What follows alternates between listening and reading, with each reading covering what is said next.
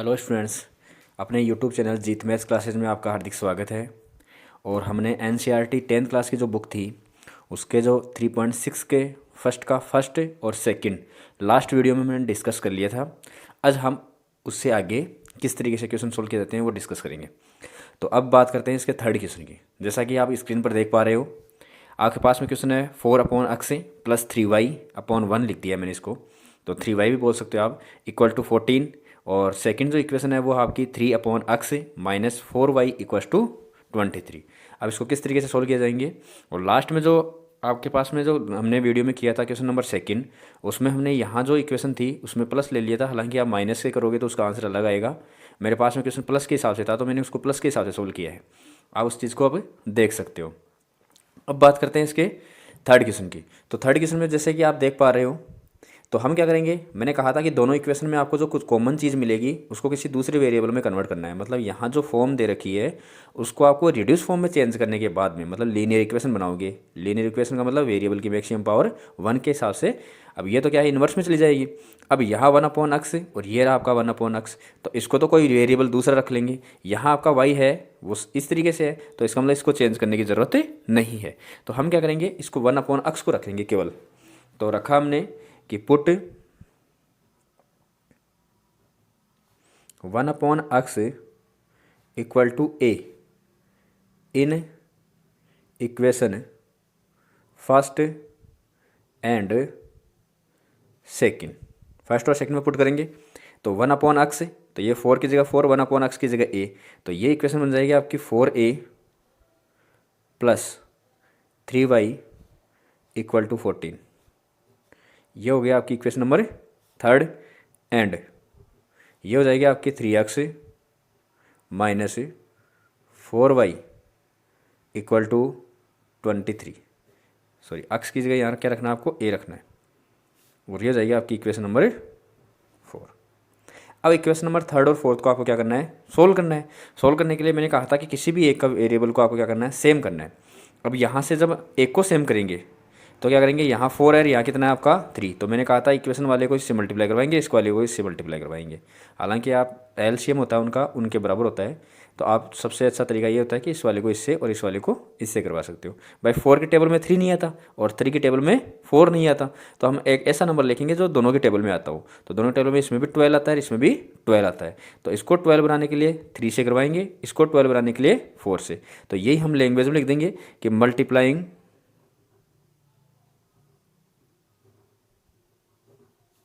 Equation 3/3 and equation 4/4। Then तब आपके पास में जो नई इक्वेशन बनेगी वो क्या बनेगी, ये इक्वेशन को करवाना है 3 से, तो 3 से करवाएंगे तो 12a प्लस इसको 3 से करवाया तो 9y, इसको 3 से करवाएंगे तो 42। इसी के नीचे लिख देता हूँ मैं इस इक्वेशन को। इसको करवाना है किससे, 4 से, तो 4 से करवाएंगे, सभी से करवाएंगे, याद रखना, इसको भी करवाएंगे, इसको भी करवाएंगे और इस वाली टर्म को भी करवाएंगे। तो 4 से करवाएंगे तो 12a माइनस का 4 से करवाएंगे 16y, इसको 4 से करवाएंगे तो 4 3 = 12 कैरी 1, 4 2 = 8 और 9।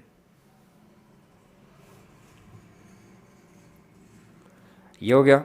अब देखो ये 12 12 सेम हो गया ना। अब इनको क्या करेंगे, हम सब्ट्रैक्ट करेंगे। भाई अगर ये प्लस का होगा माइनस का होगा तभी तो एलिमिनेट होगा यहाँ से, तो हम क्या करेंगे, सब्ट्रैक्ट करेंगे इसको। तो ये प्लस की जगह माइनस, माइनस की जगह प्लस और प्लस की जगह माइनस। 12 वाला तो कैंसिल आउट हो गया, प्लस का 9 और प्लस का 16 25। ग्रेटर नंबर माइनस का है तो माइनस का हो जाएगा, और इसमें से इसको माइनस करेंगे तो कितना हो जाएगा आपका 50। तो y इक्वल टू माइनस का 50 और ये मल्टीप्लाई में तो डिवाइड में, तो वैल्यू कितनी आ गई, -2। तो y की वैल्यू आपके पास में आ गई है -2। अब क्या करेंगे, इक्वेशन थर्ड में या फोर्थ में किसी भी एक में वैल्यू पुट कीजिए और किसकी वैल्यू फाइंड आउट करनी है आपको, एक की। तो मैं इसी के साइड में कर देता हूँ कि put the value of y in equation 3। तो 3 इक्वेशन क्या है, ये रही 4a प्लस की जगह प्लस 3 की जगह 3 मल्टीप्लाई में y की वैल्यू कितनी है -2 और इक्वल टू में कितना आपका 14। तो 4a प्लस को माइनस से मल्टीप्लाई करवाएंगे, माइनस इन दोनों करवाया 6 इक्वल टू 14। तो 4a इक्वल टू 14 और ये माइनस का है तो राइट साइड में किसका हो जाएगा प्लस का। वैल्यू कितनी हो गई आपकी 20। तो a इक्वल टू 20 और ये मल्टीप्लाई में तो डिवाइड में वैल्यू कितनी आ गई आपकी 5। तो a की वैल्यू कितनी हो गई आपकी 5। अब इसमें जो आपको इक्वेशन दे रखी थी वो y में और अक्ष में दे रखी थी, तो y की वैल्यू तो डायरेक्ट आपको मिल गई -2। अब 1 की बराबर तो हमने रखा था कि जो 1 अक्ष है उसके बराबर क्या है a है, तो यहाँ से अक्ष की वैल्यू भी निकल जाएगी। तो नाउ 1 अक्ष इक्वल टू a था और a की वैल्यू कितनी आ गई आपकी 5 आ गई। तो यहाँ से जैसे ही आप इसका रेसिप्रोकल लिखोगे मतलब अक्ष को ऊपर लेकर जाओगे तो वैल्यू यहाँ कितनी हो जाएगी 1/5।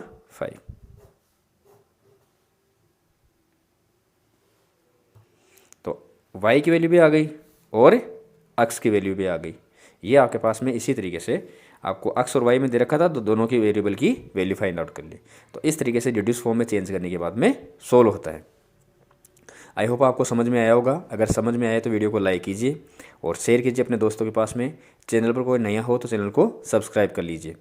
ये था आपका जो क्वेश्चन नंबर फर्स्ट है उसका थर्ड। अब बात करते हैं इसके नेक्स्ट क्वेश्चन की। क्वेश्चन नंबर फर्स्ट ही का फोर्थ।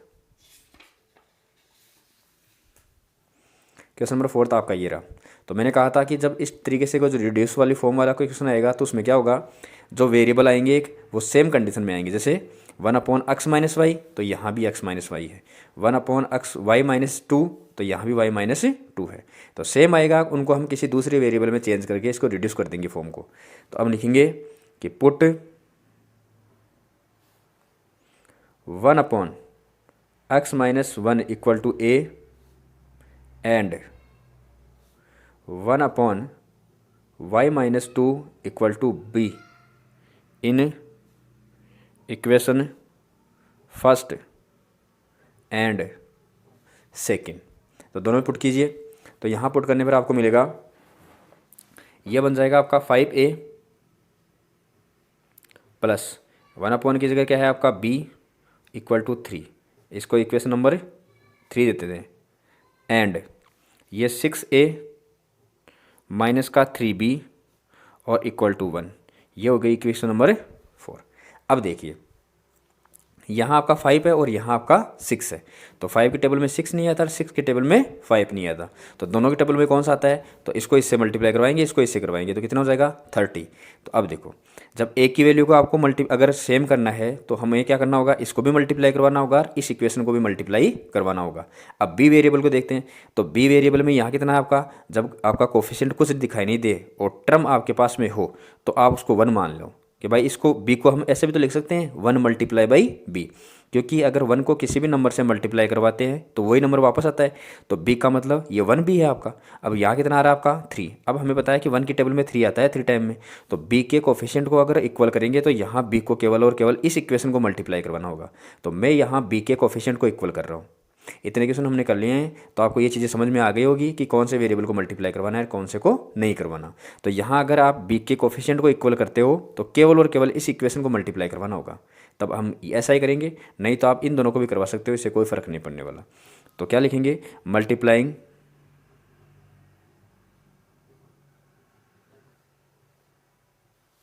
इक्वेशन 3/3 देन आप ऐसे लिख सकते हो कि then subtract from equation number 4। या फिर ये क्या है माइनस का है, ये किसका है प्लस का, तो ऐड कर दो। तो then adding in equation number 4 ऐसे भी लिख सकते हो पूरी लैंग्वेज। मैं यहाँ इन दोनों को करवा रहा हूँ मल्टीप्लाई, तो इसको 3 से मल्टीप्लाई करवाना है। तो कंप्लीट इक्वेशन 3 से मल्टीप्लाई होगी तो वैल्यू जाएगी आपकी 15 प्लस 3 इक्वल टू, इसको 3 से करवाए तो हो गया 6। ये इक्वेशन थर्ड आ गई और फोर्थ को मैं इसके नीचे रख रहा हूँ। तो ये हो जाएगा मेरे पास में 6a minus 3b equal to 1। अब यहाँ देखो ये प्लस का और माइनस का कैंसल आउट हो जाएगा ना, तो दोनों इक्वेशन को क्या कर देंगे हम ऐड कर देंगे। जब हमें साइन चेंज करने हो तब तो हम क्या करेंगे सब्ट्रैक्ट करेंगे, और साइन चेंज नहीं करने हो डायरेक्ट कैंसल आउट हो रहा हो तो क्या करेंगे दोनों इक्वेशन को ऐड करेंगे। तो यहाँ से ये कैंसल आउट हो गया, तो 15 और प्लस 6 ये हो गया 21a और इक्वल टू 6 + 1 हो गया आपका 7। तो a की जो वैल्यू है वो हो गई आपकी 7/3। 21। तो 7 से 1 टाइम और 3 टाइम, तो ए की वैल्यू कितनी आ गई मेरे पास में 1/3। इसी प्रकार किसकी वैल्यू फाइंड आउट करेंगे हम, बी की वैल्यू। तो अब ए की वैल्यू आ गई, तो ए की वैल्यू आप कहीं भी इक्वेशन में किसी में भी पुट कर दो। तो जैसे इक्वेशन नंबर 4 में पुट कर रहा हूँ मैं, तो इसी के आगे लिख रहा हूँ यहाँ, put the value of A in equation 4। तो 4 में पुट करेंगे तो यहाँ देखो ये है 6a, तो 6 मल्टीप्लाई बाई ए की जगह ए की value 1/3 minus 3b equal to 1। अब यहाँ देखो ये मल्टीप्लाई में तो है ना, तो 3 1 जा 3, 3 2 जा 6, तो वैल्यू हो गई 2 मल्टीप्लाई बाई 1 हो गया आपका 2 माइनस का 3b इक्वल टू 1। तो 2 और ये प्लस का है, तो इस साइड में आएगा किसका हो गया माइनस का, और ये इस साइड में आएगा तो किसका हो जाएगा प्लस का। तो 2 माइनस 1 हो गया आपका 1 इक्वल टू हो गया आपका 3b। तो जो b की वैल्यू है वो कितनी हो जाएगी, ये 3 मल्टीप्लाई में तो इसकी आ गया डिवाइड में ये। अब ए की वैल्यू भी आ गई, बी की वैल्यू भी आ गई। अब हमें वैल्यू किसकी निकालनी है, एक्स और वाई की। तो हमने क्या माना था 1/x इक्वल टू ए माना था, तो इसके बराबर क्या रखेंगे ए की वैल्यू रख देंगे। तो यहाँ रखेंगे हम now 1/x minus 1 equal to A, और ए की वैल्यू आ गई 1/3। अब वही रेसिप्रोकल लिखेंगे, तो x माइनस 1 इसका उल्टा कर दिया, तो इस साइड में इसका उल्टा कर देंगे, तो ये कितना हो जाएगा आपका 3। तो x की वैल्यू है वो जाएगी आपकी 3, और ये माइनस का है प्लस का, वैल्यू कितनी हो गई 4। तो x की वैल्यू आ गई 4। एंड इसी प्रकार से 1/y माइनस 2 था, वो b के बराबर था, और b की वैल्यू है 1/3। जैसे ही आप इस तरीके से लिखोगे इसको, y माइनस 2 और इक्वल टू ये 3 ऊपर चला जाएगा, तो y की जो वैल्यू है वो जाएगी आपकी 3 + 2 और इक्वल टू कितना हो गया आपका 5। तो ये आ गया आपकी y की वैल्यू, x की वैल्यू भी हो गई और y की वैल्यू भी हो गई। तो ये था आपका क्वेश्चन नंबर 4। अब बात करते हैं इसके नेक्स्ट क्वेश्चन की।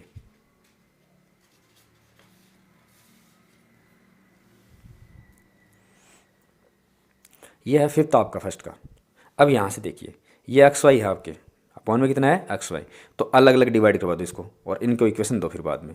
तो अलग अलग डिवाइड करवाएंगे, तो यहाँ से इसी इक्वेशन से हम अलग इक्वेशन कैसे फाइंड आउट करेंगे, ये जो 7x है उसके डिवाइड में आ जाएगा XY, फिर माइनस का जो 2y है उसके डिवाइड में आ जाएगा XY, और इक्वल टू में 5 ऐसा कैसा। तो यहाँ से x कैंसल आउट हो जाएगा और y से y कैंसल आउट हो जाएगा। तो वैल्यू कितनी हो जाएगी आपकी 7y माइनस 2/x और इक्वल टू 5। ये हो गई इक्वेशन नंबर फर्स्ट। इसी प्रकार से अब यहाँ से अलग अलग डिवाइड करवाने की जरूरत, इसी तरीके से करवाएंगे, इसको अलग अलग डिवाइड करवाएंगे।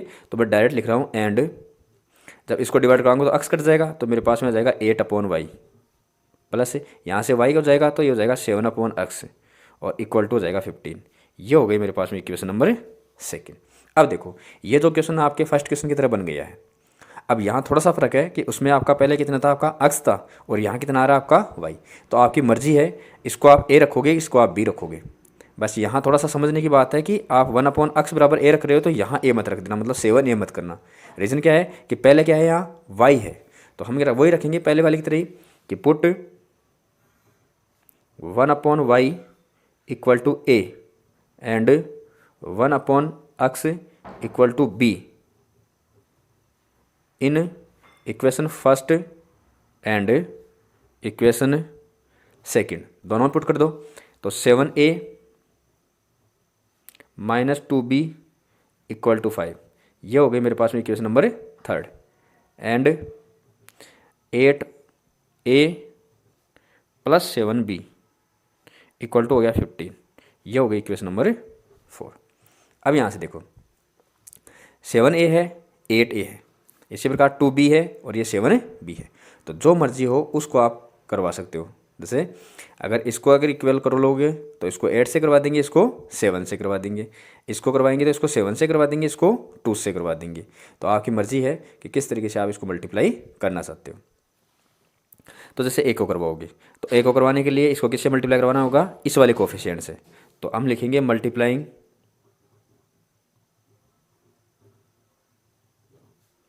Equation 3/8 and equation 4/7, then we get, इसको किससे करवाना है 8 से। तो 8 से करवाएंगे तो कितना हो जाएगा आपका 56a माइनस 8 से करवाया तो हो गया 16b, 8 से करवाया तो हो गया 40। अब इसी के नीचे इसी क्वेश्चन को लिख दूंगा मल्टीप्लाई करवा के। तो इसको करवाना है 7 से, तो 56a प्लस इसको 7 से करवाएंगे तो 49b, इसको 7 से करवाऊंगा तो 105। अब देखो ये दोनों सेम साइन के ना, तो क्या करेंगे, सब्ट्रैक्ट करेंगे। तो माइनस माइनस और ये माइनस, ये कैंसल आउट हो गया। दोनों माइनस के हैं तो माइनस का तो आएगा, लेकिन दोनों आपस में क्या हो जाएंगे, ऐड हो जाएंगे। तो ऐड होके 9 15 और ये हो जाएगा 60। इसमें से ये प्लस का है ये माइनस का है, तो वैल्यू क्या आएगी, माइनस की। ग्रेटर माइनस का है ना, तो इसमें से इसको माइनस करेंगे। तो सिंपल सा ऐसे कर लो भाई, 100 मान लो इसको, 100 में से करेंगे 60 और 5 ये हो जाएगा। तो ये वैल्यू कितनी हो जाएगी आपकी 65। तो b इक्वल टू जाएगा आपका माइनस का 65 अपॉन माइनस का 65, दोनों कैंसल हो गए, वैल्यू हो गई 1। तो b की वैल्यू आपके पास में आ गई 1। इसी प्रकार से b की वैल्यू हम पुट करेंगे क्वेश्चन नंबर 3rd 4th किसी एक में, और किसकी वैल्यू फाइंड आउट करेंगे, एक की value. Put the value of b in equation first. तो फर्स्ट हम पुट करेंगे, तो फर्स्ट क्या है आपकी इक्वेशन, ये रही 7a minus 2 multiply by B की जगह 1 इक्वल टू 5। तो 7a माइनस 2 इक्वल टू 5, तो 7a इक्वल टू 5, और राइट साइड में जाके ये भी किसका हो जाएगा, प्लस का। तो वैल्यू कितनी हो जाएगी 7। तो a इक्वल टू 7 और ये मल्टीप्लाई में तो डिवाइड में, a की वैल्यू भी कितनी आ गई आपकी 1, b की वैल्यू भी कितनी आई है आपकी 1। अब आपको बस जो रखा था रख लो। तो नाउ 1 अपॉन जो y था उसके बराबर b था भाई, a था उसके बराबर कितना था आपका a। तो a की वैल्यू कितनी आई 1, तो y की वैल्यू कितनी हो जाएगी 1। इसके डिवाइड में तो 1 लिख सकते हैं, तो जैसे उल्टा करोगे इस तरीके से। एंड 1 अपॉन x था उसके बराबर b था आपकी बार, और b की वैल्यू भी कितनी है 1। तो x की वैल्यू है वो भी कितनी हो जाएगी आपकी 1। इस तरीके से हो जाएगा। तो यह आपकी y की वैल्यू भी आ गई और x की वैल्यू भी आ गई। अगर फिर भी अगर आपके पास में x और y की वैल्यू आ जाए, आपको कंफ्यूज रहे कि हाँ ये हमारी जो इक्वेशन है वो सही है या नहीं है, या जो वैल्यू फाइंड आउट की है वो सही है या नहीं है, तो आप क्या करोगे, जो इक्वेशन दे रखी है उसमें किसी एक की वैल्यू पुट कर दो, दोनों की वैल्यू किसी भी एक इक्वेशन में x की भी कर दो और y की भी कर दो। तो अगर ये इस कंडीशन को सेटिस्फाई कर गई तो इसका मतलब सही है हमारा। तो यहाँ आप पुट करेंगे तो वैल्यू सेटिस्फाई कर जाएगी। तो आपका ये 5th क्वेश्चन था वो कंप्लीट हो गया है। आज के लिए हम इतना ही करेंगे। नेक्स्ट जो बच गए हैं आपके क्वेश्चन वो नेक्स्ट वीडियो में करेंगे। इसमें भी फर्स्ट में और क्वेश्चन है कुछ, शायद 8 क्वेश्चन है कि कुछ क्वेश्चन है, तो हम नेक्स्ट वीडियो में करने की कोशिश करेंगे उनको, उसके बाद में आगे वाले क्वेश्चन। तो आज के लिए इतना ही। वीडियो को लाइक कीजिए और शेयर कीजिए। Thank you, have a nice day.